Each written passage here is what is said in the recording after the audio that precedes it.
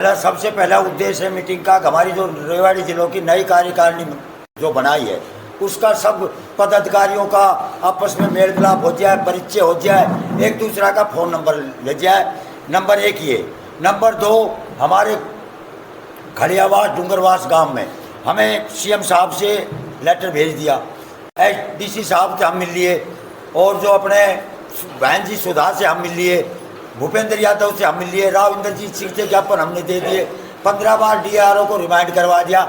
हमारे किसान इतने पीड़ित है, वो किसी के नवंबर में शादी है, किसी के दिसंबर में शादी है, मकान का पैसा नहीं दिया, कुछ ज़मीन का पैसा रहेगा। तो इस मामले के माए हम डीसी साहब को आखिरी चेतावनी दे रहे हैं, डीसी साहब किसानों की सुनते हुए उनका मुआवजा फ़ौरन डाल दे, नहीं भारतीय किसान यूनियन चढ़ूनी बहुत बड़ा फैसला लेने के ऊपर मजबूर हो जाएगी। तीसरा नंबर यह है कि 28 तारीख को पूरे हरियाणा में भारतीय किसान यूनियन चढ़ूनी के राष्ट्रीय अध्यक्ष गुरनाम सिंह के आदेश अनुसार हम लत्ता काट के अर्धनगर होकर हम जो जगह निर्धारित कर लेंगे, साथियों से सलाह मशूरा करके अर्धनगर होकर, एक तो जुमला मालकिन की ज़मीन पे जो परसों पहले दिन मुख्यमंत्री ने झूठ बोला है, अब इसके बदले में लीज पे दे दूंगा। हमारी ज़मीन हम लीज पे क्यों लेंगे? हम ताकत से लेंगे, और जिस तरह काला कानून वापस करवाए, इस कानून को वापस करवाए के मानेंगे। ये मुद्दा कुरुक्षेत्र में सबसे पहला हमारी यूनियन उठाया था। कुछ लोग बाउल की साइड लोग बोल रहे हैं, मैं तो उन भाइयों से कहता हूँ जो राजनीति करते हैं वो इस मुद्दे को नहीं उठाओ, क्यों राजनीति करने वाले तो विधानसभा लोकसभा मुद्दा उठाओ। इस सरकार तो उद्योगपतिया की सरकार है, अडानी अवानी की सरकार है, इसने तो सब आदमी तंग कर रही है, कानून ऐसे बनाती है जो वापिस इसको लेना पड़ेगा।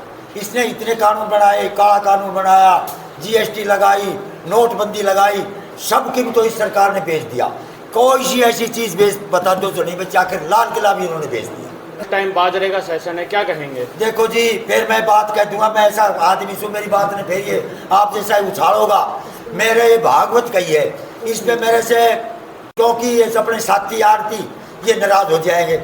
अब ये सीजन भागवत करण का नहीं था, अब बाजरे की आवक है, इतनी भारी भीड़ है। परसों सीओ साहब आया था सुजान सिंह, वो अफसरों को कह के गया है, अफसर काम पे लग रहे हैं। अब किसान भवन भी थोड़ा चमका लगा से तो काम ये कर रहे हैं, हमारे कहने के अफसर हैं, लेकिन ये जो अच्छा नहीं हो रहा।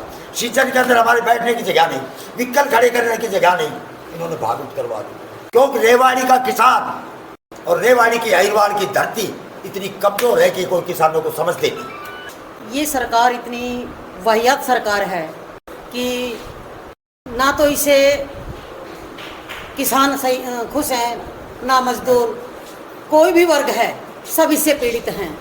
तो वो कहते हैं ना, बिना रोए तो माँ भी दूध नहीं पिलाती। तो हम रोएंगे नहीं, इनको रुलाएंगे।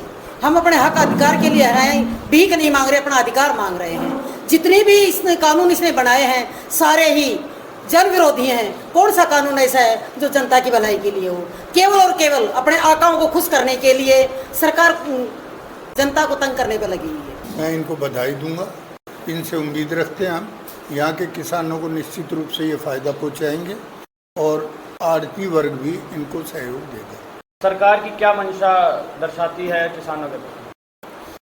देखिए, जो भी यूनियन होती है वो उस समाज की बहबूदी के लिए होती है। अगर सरकार इन किसानों के लिए कोई अच्छा कार्य करती है वो स्वागत के योग्य है।